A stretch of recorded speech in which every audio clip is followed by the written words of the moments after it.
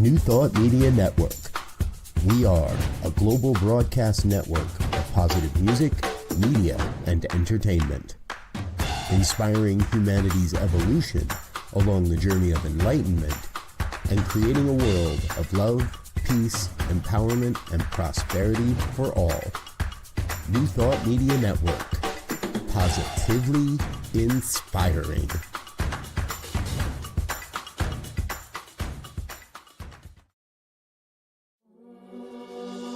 Free my mind, open my heart with the whispers of truth, to live a conscious life, to live a conscious life on the growing edge, on the growing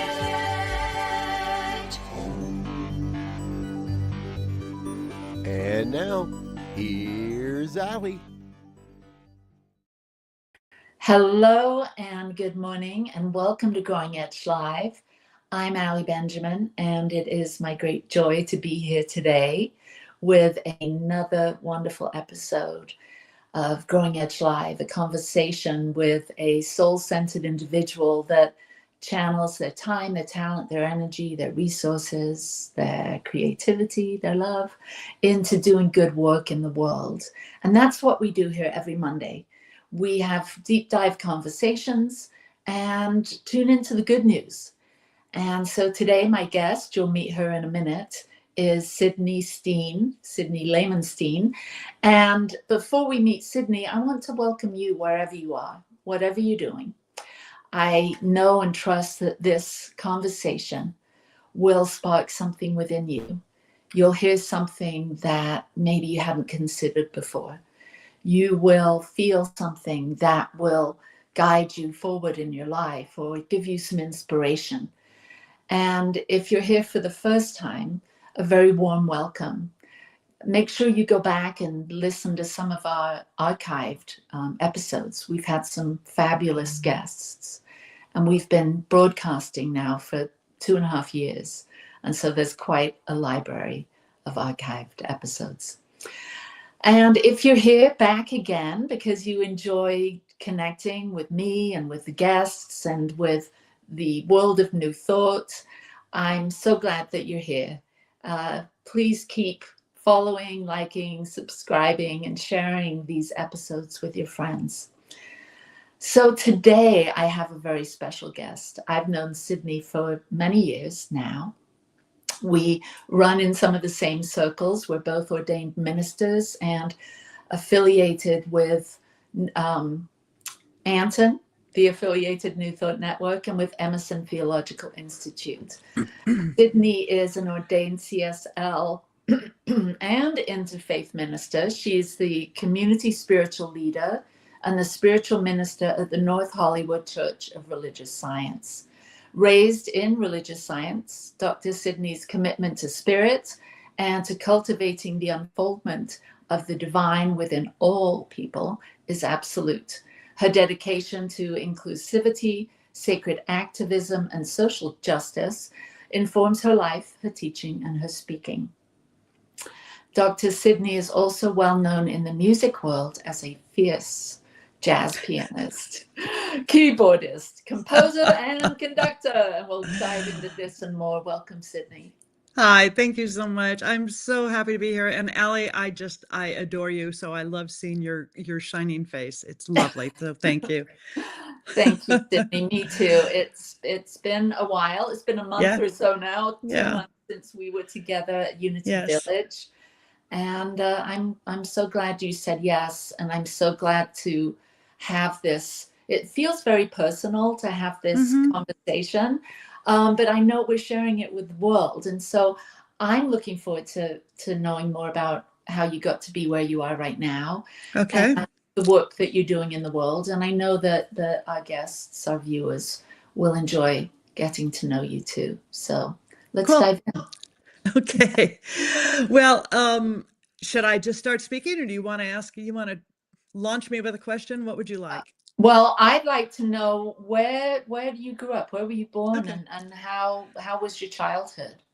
I was born in Santa Monica, California, and grew up in Manhattan Beach and then Newport Beach when my mom took my brother and me and moved to Newport, which is where all the newly separated and divorced women went during the late 60s with their children, for some whatever reason. And it was the tradition. When I was about 8 or 9 years old, my mom found New Thought, found a religious science church. And it was just a small, well, Newport at the time was just this little sleepy beach community, not at all what you see on TV now, but it was just this kind of just small insular place. And it was beautiful. But she found this church, and so she took me, and there were probably only 40 or 50 people on a Sunday. But what I remember that very first day was standing and many churches saying, "Let there be peace on earth" at the end of the service. And this minister, Eleanor Jackson, little short fireball, kind of firebrand, whatever that expression is, with red hair, kind of teased and put up, and former Roman Catholic, really, really just like on it. And she always wore this gold robe when she preached. Never out of it. Never wore, normal clothes like we all do now. But as she walked down from the pulpit through the congregation to the back of the church at the end of the service, as we do, and people, raise their arms for her to walk under sort of this human archway. As she walked past me, she reached out, and so she's going one way and I'm facing the other, and she, with her hand, just happened to just graze my belly, and I felt a jolt of electricity go through me. It was this whoa thing. And I kind of went, okay, well, that's different.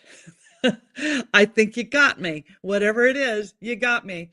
And I continued on that path, mostly religious science, occasionally straying over into unity. But for me, the directness and the imminence and the probably the intensity of some of these religious science churches was what really lifted me, even as a kid, pre-adolescent, adolescent.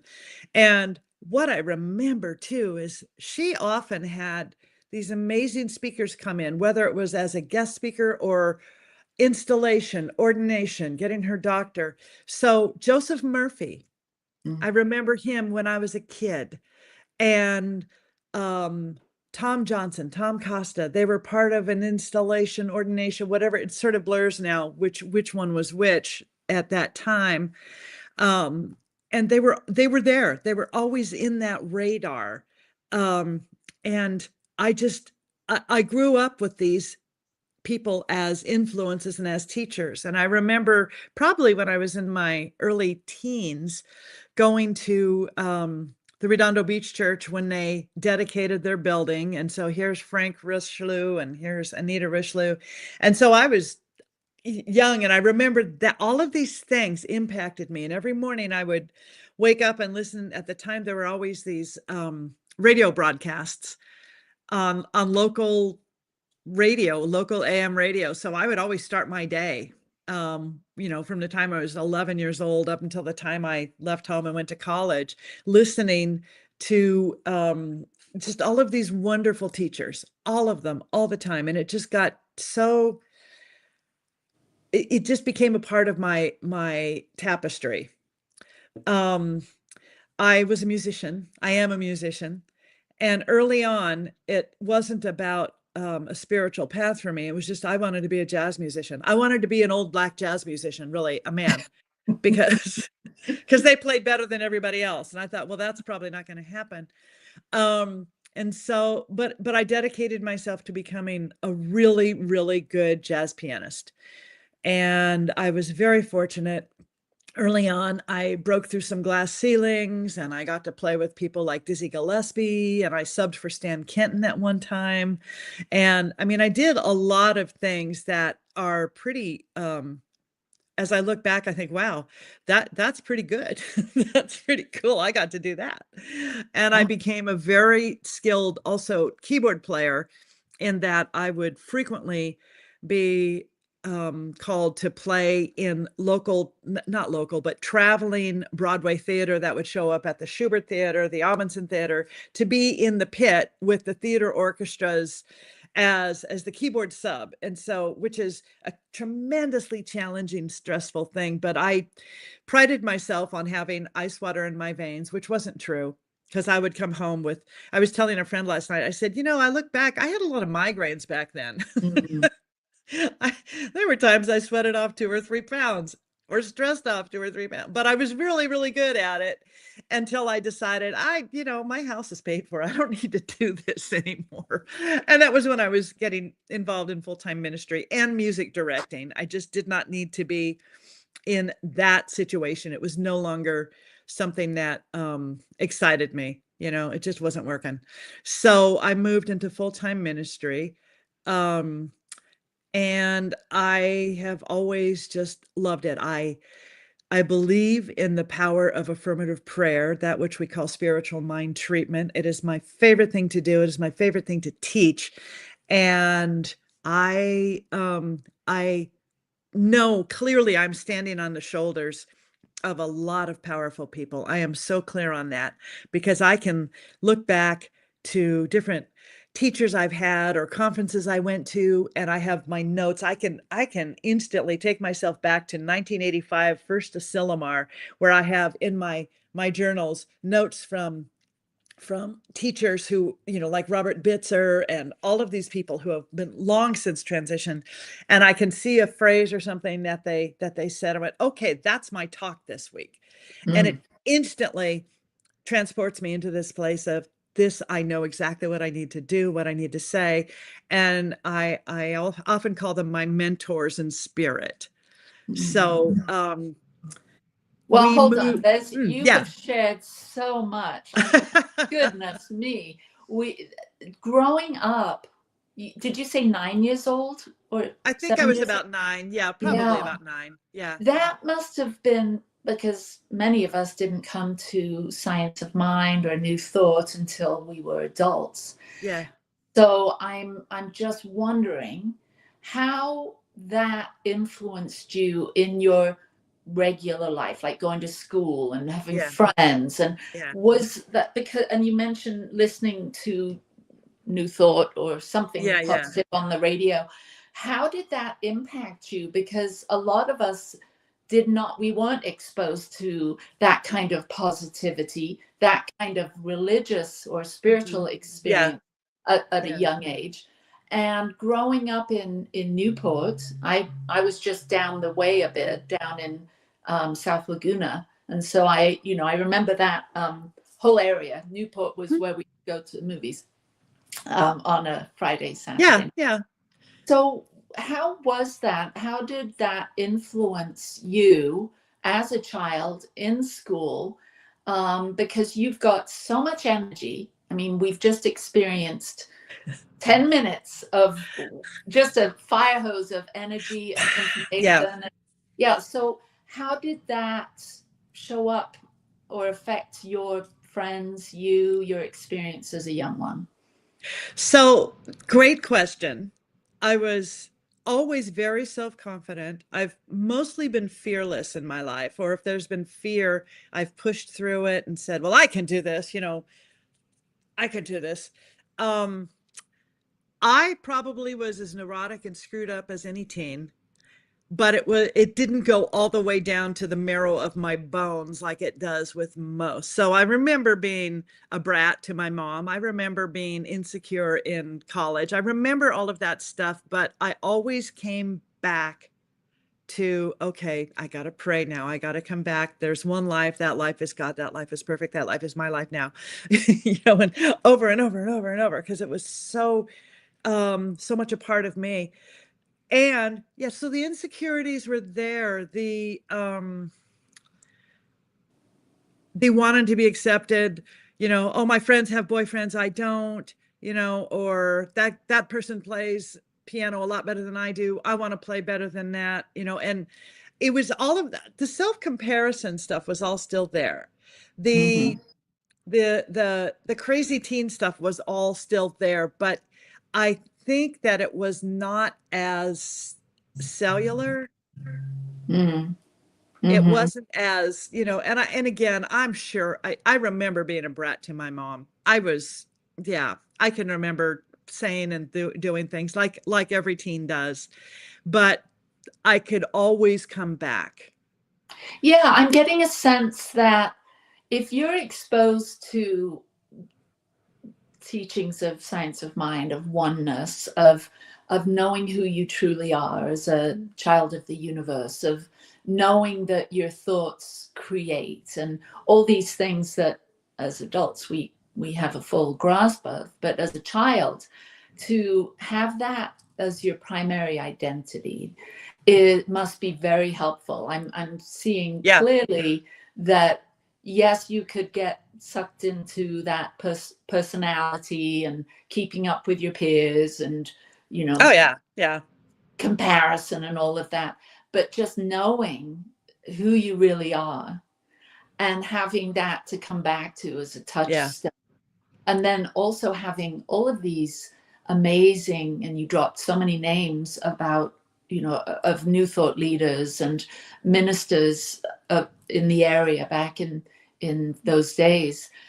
That must have been extremely helpful to have those role models, to have that teaching, and to be secure in your spiritual identity. Must It, have been yeah, really it was helpful. very anchoring. And Mhm. especially if I was unanchored, like I said, I could always find my way back. So it's not that I didn't have all of the crazy stuff that kids and teens go through. Um, there was always something more that was over here that I would be able to kind of, okay, I know there's more. I know there's more. And even if it wasn't a conscious movement back, it always was a spiritual movement or pulled me back. Yeah. So these days, we're hearing a lot about the younger generation using the word manifest a lot. I don't know if you've heard it. Yeah, yeah. And in our, parlance, we have, understood how to manifest or materialize things. And although that's not so much at the forefront in our teaching these days, it's definitely a part of creating the life that we want to experience. And so as a kid, did you have an understanding of how to manifest? Oh my God, how did you're sort of reading my mind here. I love that you brought that up. I haven't thought about this in years. I remember my mom coming home from a class, and I must have been in junior high or high school. And she talked about creating a treasure map or a wheel of fortune, which was a visualization tool we used to use, where for us it was like a circle, a wheel of fortune, I think they called it. And she said, yeah, it's really interesting. You put yourself in the middle so you know that it's you, or you put spirit in the middle. It's like a pie, and you have these. And so I immediately went up to my room and created this thing. And I put it on my wall so I'd see it just as I went out every day. And it had the different sections. And I think at least in one, maybe two sections, there was, and even though I knew you're not supposed to like specifically outline, person, place, that kind of thing, how it happens. I had such a crush on this guy, and I had him in two sections on this circle, and the visualization, and we never got together, but it's so funny because I can remember this, but it had aspects about, it probably didn't have anything academically because I had that handled, but it mostly probably was hormonal, the crushes I had on people and wanting to be a better musician, and very just ego material, but it always made me feel better to see that and to know that, but always putting God at the center. That word manifest has interesting, I don't want to say triggers, but it is an interesting word because it brings me back immediately to the idea of kingdom one consciousness. Of, first of all, everything's happening to me. And then we move from that to kingdom two consciousness, which is life is happening from me. I am causing this. I am creating this. And many people don't ever go beyond that. And they call themselves great manifestors, great create. And I always sort of go, well, but it's happening through you. So let's move beyond that into a greater place. Because when I see, and I don't think it's as much as it was as in the 80s and 90s, where everybody talked about, well, I'm manifesting this, I'm manifesting that. And I would think, but you're not. It's consciousness. You're not the one doing the work. You're doing the one creating the magnet for it and the conditions and the belief, but you're not the one actually doing it. And so that's an interesting word in my world. I always try to gently bring my students and my community into a greater understanding of co-creation or demonstration, so let's go beyond, manifesting parking places. Yeah, exactly. But as Yeah. you're saying that, and I'm visualizing your Wheel of Fortune. Yeah. I love that. I'm seeing the boy's name on there. I'm seeing some piano, some musician things. And you're right. It's not about manifesting things. It's about building the consciousness for those things. Right. And so I'm knowing, as you're sharing your stories, that you as a child and a young adult were building the consciousness specifically for your musical ability. Where a lot of us at teenage years aren't as focused in on building those kinds of skills. There's probably more boys' names and items, clothes items, and other things on the wheel. And so I'm imagining that having that degree of awareness about how focus of attention and being able to create or be a co-creator must have been very supportive for you in building your consciousness around music. So talk a little bit about that. I'm a painter artist. You're a musician. And I know it's been a part of my entire life, is understanding how to bring the invisible into time and space. So to create things through us. And so how did that awareness as a child, focusing in on your musical talents and abilities and growing the consciousness for that, how did that work for you when you were learning piano or other instruments or learning to write or whatever you did? I'd like to know about your creative process there. I saw other people doing what I wanted to do. And I thought, well, how do I get there? And so while I know a lot of my friends spent the summers at the beach, I got bored at the beach. So I'd be at home practicing and memorizing Miles Davis solos. I'd be at home transcribing Charlie Parker solos. That's what I was doing, and learning to play them on piano. I was practicing a lot. That was my discipline. And because I'd see what somebody else did to get where they were. And I thought, well, so that's what I do. That's what I'm supposed to do. And it came about the same way when I knew it was time to become a minister. Before I had even found what that path was going to look like, I was already a practitioner, but before I even knew what that was, my decision shifted everything, just like that, like literally overnight. And my perspective became, what does a minister do? What does a minister do? And so living in that vision, just living in and as that vision before it had even, so the discipline of spiritual practice, the discipline of creating order in my home office, the discipline of beginning to gather topics and information, the discipline of finding all of those ways in which I needed to build that muscle.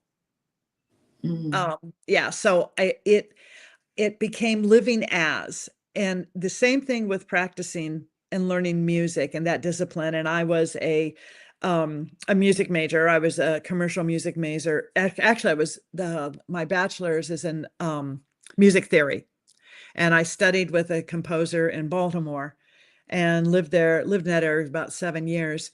And I used to, because I thought, well, and it wasn't a conservatory, but it was a really good music school. So I used to lock myself in his office when he went home for the day, and I would practice literally 6 or 7 hours every single day. And when I ran out of stuff to work on, I would open up his file cabinets and I'd pull out music that, like a Barry Sachs part that somebody in the Stan Kenton band had played, or somebody in Don Ellis big band had played, or, so I was sight reading everything I could find, and learning how to do that. And my muscle was not around classical music. So I worked very hard on that, just for the technique and the subtlety and the touch and all of that. But I'd always come back and go, okay, well, what's Oscar Peterson doing here? what's Count Basie doing here? What's Ella Fitzgerald doing here? And so that's always what I came back to. Well, what did they do to get there? Okay, well, I'll do that. That's what I do. And so it's actually living in and as that role, that idea, that identity, before it has even come into manifestation. Don't you hate people who do that? Before it has, living in and as. And that to me is how you do it. Yeah, that's pure and simple. Think in a certain way, act in a certain way, and get particular results. And I must say, you seem to have been very disciplined, very focused, very passionate about your craft. And so no wonder you have done what you've done and achieved and got to play in those places that not everyone was invited to go to. Oh my God. Yeah. I look back and I think, wow. I think I appreciated it at the time. And actually, I know I appreciated it at the time. And I look back now and I appreciate it even more. The fact that I was exposed to stuff and got to play with certain musicians. And I always put myself in a situation musically where the players were better than I was. So I might walk in the door in absolute terror. I did that a lot, but I thought, I'm rising up to the occasion. I can't let, never see them see you. They can't see you sweat, so I just kind of walk in all cocky. How's it going? And I wasn't like an obnoxious, egomaniac, but I just come in and act like I belong there. Yeah. But on the inside, I might be going, ah. Yeah, I think a lot of us feel that way, especially as performers or speakers. Doing it afraid, that's part of the whole process. So who would you say, we've got a couple minutes before we go to our break. In those early days, who stands out as a significant influence? Would it be parents? Would it be school teachers, other musicians? Was there someone that you could point to now that really affected you as a young man? Yeah. Teachers, both just regular teachers. I had some really, really great teachers in high school. I had an English teacher who was wonderful, who pushed us and pushed us and pushed us, and a history teacher. But I also had a music teacher that I'd had from junior high into high school, who was a taskmaster. He was very much like that teacher in the movie Whiplash, which was, that guy bordered on abusive. This teacher was not that for me, Mr. Schroeder, Vernon Schroeder, but he's the one who first took me aside. It was on a Thanksgiving Day, my junior year. And he said, we need to talk. You need to get serious about your music. You have a lot more to accomplish and you need to get serious now. And I went home and cried for 2 hours. Wow. So teachers, always teachers. The teacher that I studied with when I went to Baltimore, Hank Levy, known as just an incredible legendary icon in the realm of what we call odd time music, odd meter music, and complicated, but he was just like this vibrant guy he reminded me of George C. Scott, always with his pipe, and he had this raspy voice, and I would think, wow, I want to be like Hank with that energy and that vibrancy for life. And I remember after visiting the campus where he taught, Towson State University, I came home and I started doing what he did. He would get up every morning at 5 a.m. and go down to his studio and write. And meanwhile, his wife would be upstairs, fixing coffee, whatever. So when I got home, the very day I got home, I got up at 5 a.m. and I was practicing every morning at 5 a.m., which was not unusual for me. But I thought, well, Hank does it, so I'll do it. So it was always teachers who got me. Always. All right. Well, we're going to take a short break and we'll be back and we will continue our conversation with Shirley Steen. Please help us say thank you to our organizational sponsors, including the Hefferland Foundation, Affiliated New Thought Network, International New Thought Alliance, Science of Mind Archives and Library Foundation, Center for Spiritual Living Denver, Center for Spiritual Living Midtown, New Thought Philadelphia, Planned Happiness Institute, Summit Center for Spiritual Living, One Heart Retreats, Center for Spiritual Living on the Lake, Unity Kitchener, Unity Spiritual Center Ottawa, Om Center for Spiritual Living, Satya Center, Begin Within Ministries, Center for Spiritual Living North Jersey, Unity of Savannah, and the Center for Spiritual Living Seattle, as well as all of our individual donors. Thank you for being part of the New Thought Media Network. Please like, share, and subscribe. New Thought Media Network, positively inspiring.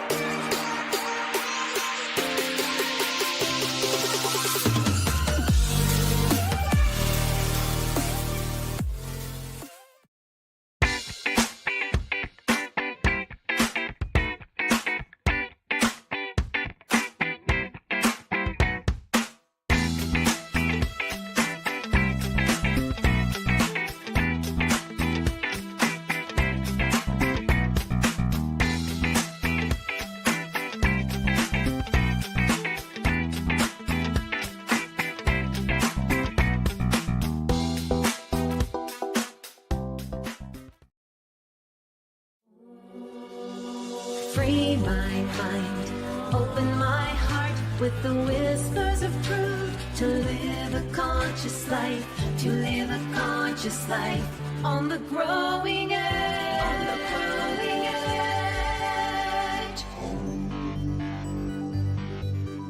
edge. And now, here's Allie. And we are back with Sydney. So you had an opportunity a couple of years ago to take this new role, this new position for you. It's not new now, but it was then, at the North Hollywood Church of Religious Science. Mm-hmm. And you talked about overcoming some of your insecurities that, as you moved along in your music career and such. What happened when you started considering this position? I'd love to hear what that journey was for you as you stepped into this role, because I think you came back to the LA area, yes, from elsewhere. So yeah. How was that? It feels like a bit of a full circle moment and stepping into some big shoes. So definitely. How was that for you? So I originally got licensed as a practitioner at the North Hollywood Church in 2000. And in 2000, and let me back up a little bit. In 1999, my husband and I adopted a baby in Russia, little boy. And as he was growing up, we decided we wanted to raise him in a place that was a little bit less population dense. And so we left LA, we moved to Oregon in 2004. And we had a place that was up on a mountain, on Mountaintop Road. in Newberg, Oregon, which is southwest of Portland. And we lived there and raised this wonderful kid who's now 27. Um, um, in where he could stay out and play in we had some acreage that was just old grow trees. And, the biggest risk was coyotes and deer. And we had neighbors and there were wild blueberries. I mean, it was really, really amazing. The experience was amazing. And I became the music director at Unity of Portland. And then when I became a minister, they offered me the role of associate minister as a religious science minister in Unity Church, which is really fantastic. They changed the bylaws and tweaked this and tweaked that. And so I got to work in great partnership with the minister there, senior minister Lisa Davis, who had grown up similar to the way I grew up. Her mom had been a minister. So as a little girl, she was exposed to all of this. She also had adopted 2 girls from Russia about the same time we adopted our son.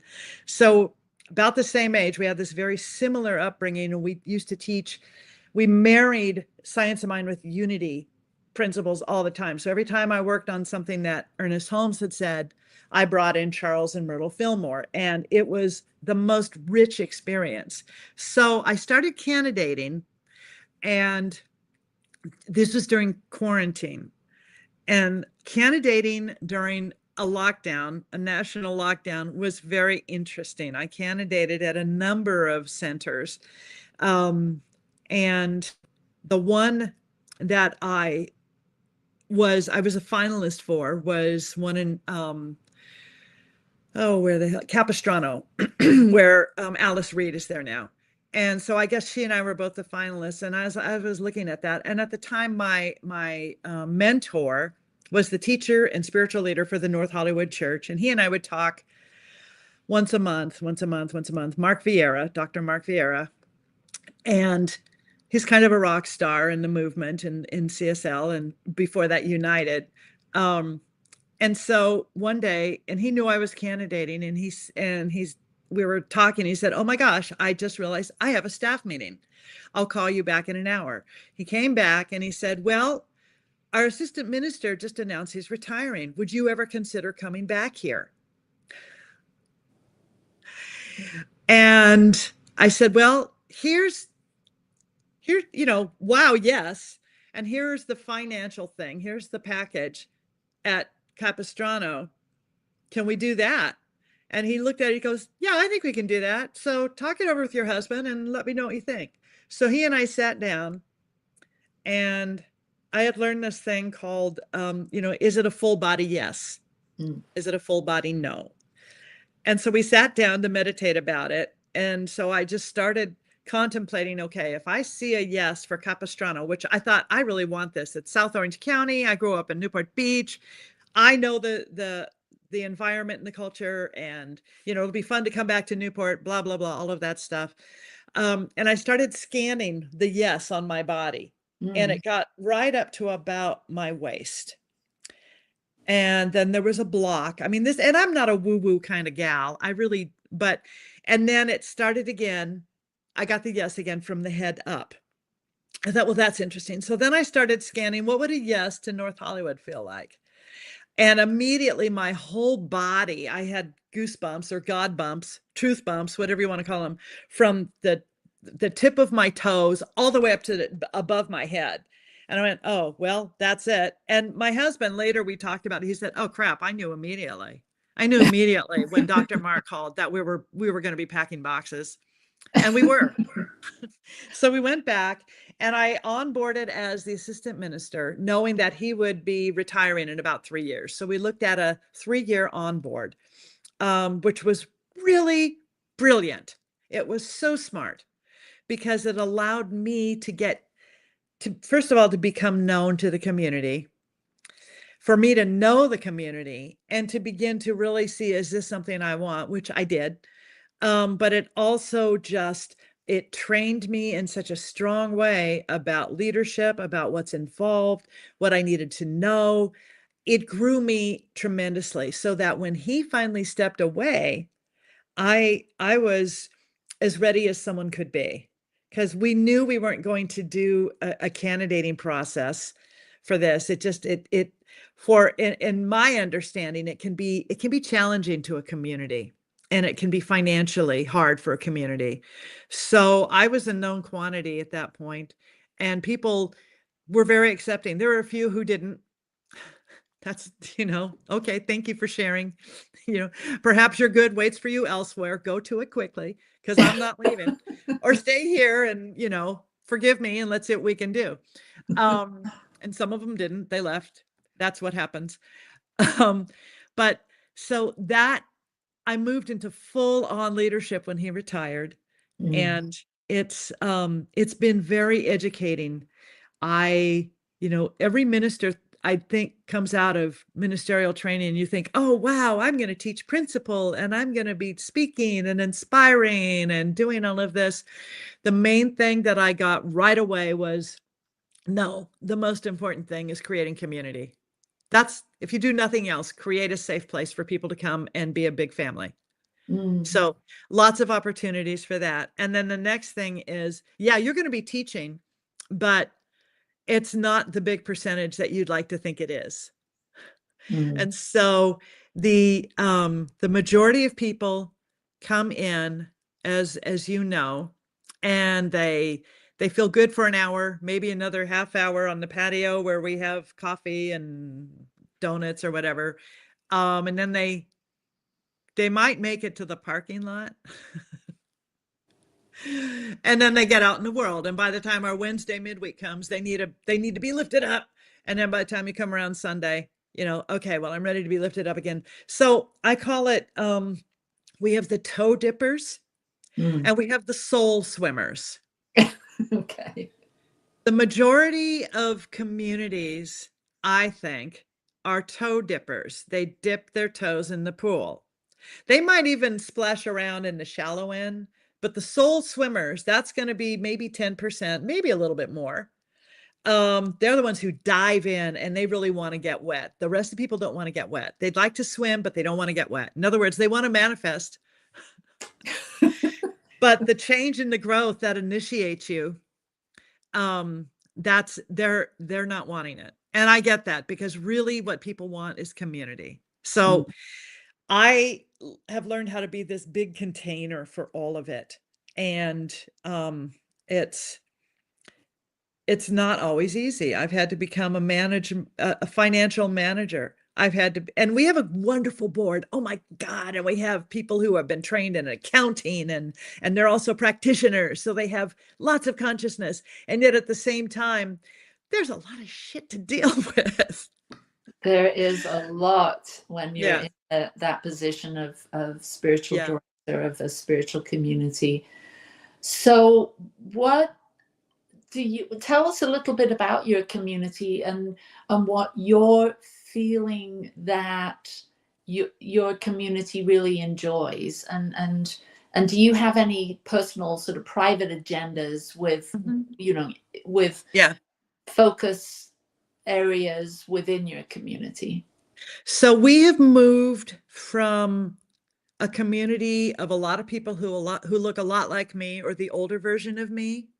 In other words, a lot of white people, into being a community. And we had, it wasn't fully white people, but it has grown and expanded. So the demographic has happily exceeded that and gone well beyond. When we were blessed to cross paths with this guy named Skip Jennings, who is a minister, who is the most wonderful minister of color. He's gay. He checks so many boxes and he's inspiring. I mean, checks the boxes because he's inspiring and he's masterful and he's fun and smart and we laugh a lot. So when he came into our community as the assistant minister, we attract what we are. So happily, we are attracting lots of people who are enthusiastic and energetic and look like him, look like me. This sounds like the worst racist discussion ever, but it feels safer now for people who, for BIPOC, for Black, Indigenous people of color.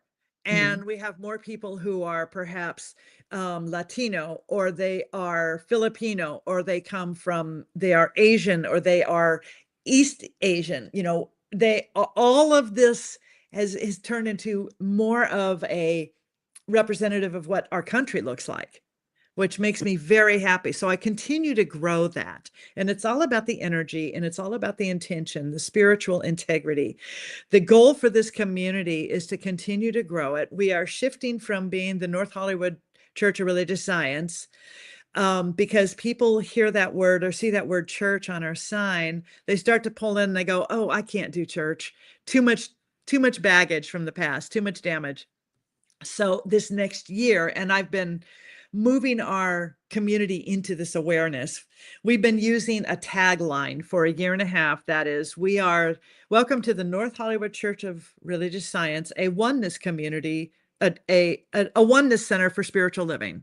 And so as we move into January, February, we will legally begin, because we've got the name set up and now we're doing the DBAs and everything. We will be the North Hollywood Oneness Center for Spiritual Living. Yeah. North Hollywood, we're the Oneness Center. Nice. And that's the goal. Nice. To have more and more experiences that are trans-religious, beyond religious, to more spiritual experiences, interfaith, intrafaith experiences, and anything that will help people to feel connected. If we can create connection and community, then that's really, really what I want to see happen. And of course, to teach principle, but community first. Yeah. So you've got classes going on, I would assume, and you've got events, because I know both of you and Skip, who I met at Unity, are musical. Yeah. And so there's events at your center. Do you have like focus projects or ways of working in your physical, in your greater area? What kind of things are people interested in doing at their place of worship and inspiration?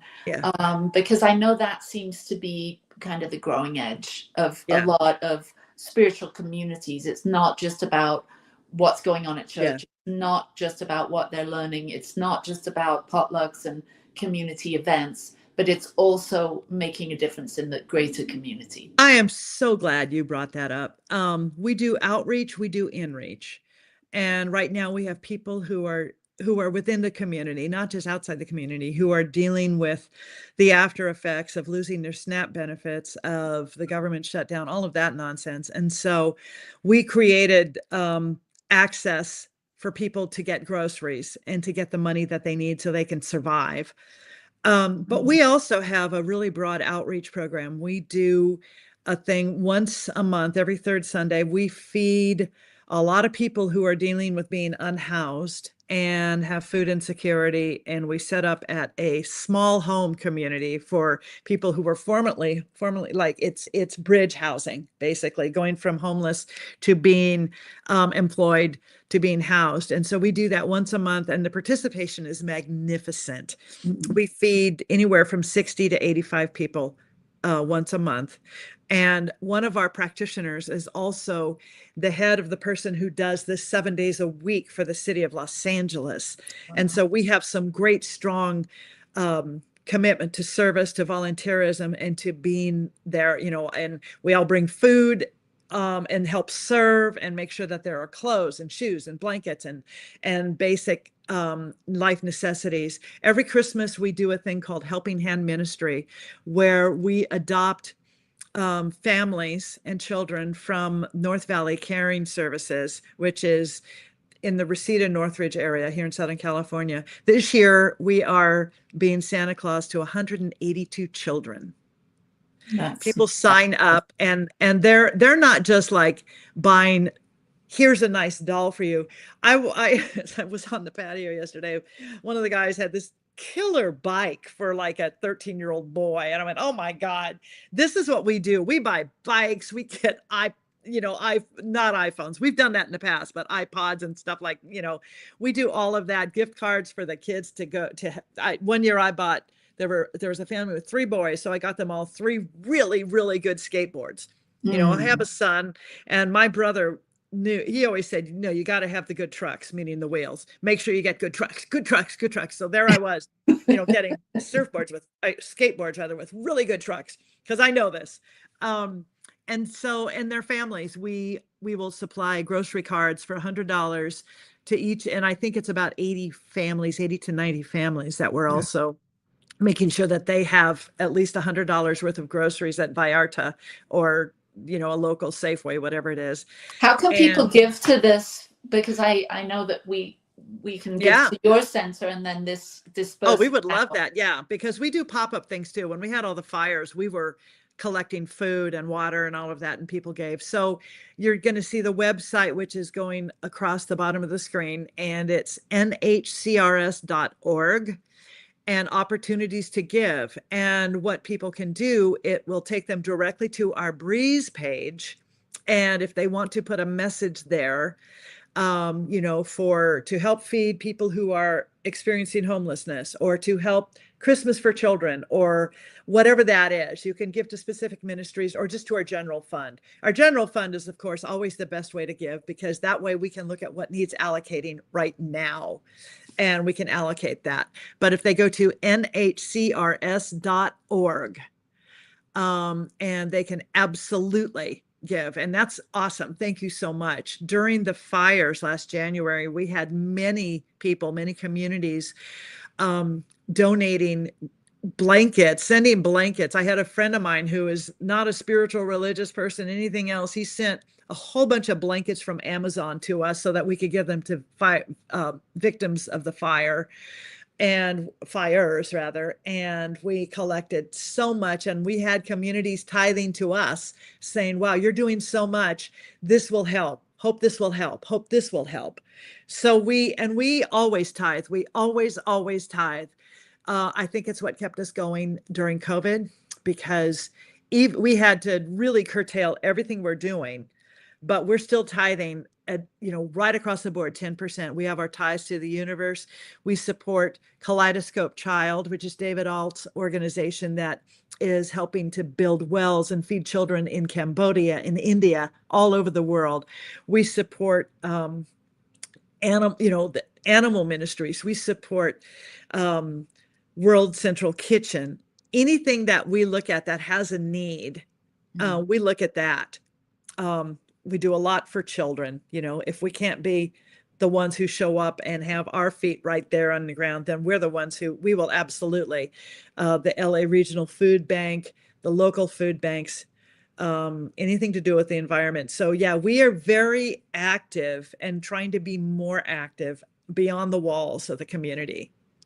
Thank you for being the boots on the ground, because a lot of us live in, much smaller lives and don't know how to make a difference. And so to hear you sharing all the ways that your community is organizing to support local and non-local is really wonderful. Congratulations, Sydney. Thank you. All of that you're doing. I feel so blessed and honored that we do that. And it's absolutely a we. And we have this board, our board of trustees is a very high consciousness, and that helps a lot. So, So what do you see in the world in general, outside of North Hollywood and the LA and California? What do you see going on in the world these days that you at your center are beginning to focus on or see a need? What are you thinking of directing some of your new creative energy toward? Peace, sanctuary, food. We are unashamedly, unabashedly, unapologetically a sanctuary. I have put signs all over the outside of the church on the gate that say no weapons allowed, no ice allowed. Ice will not be tolerated here. I created manuals and made 22 copies of them, and they're all over the church. First responder, what to do if ICE tries to all of that. We immediately put an immigration lawyer on retainer before the Orange Man was even installed in office as our quote unquote president. Yeah, you can hear my contempt right there, only because of what I see the damage that has happened to people who are being marginalized. And I pray for this man every single day. Please know that I bless and pray. And at the same time, I see the effects of marginalization and hate and fascism. So I will speak very boldly to that, and it will absolutely piss people off, and they tend to leave, and I'm okay with that.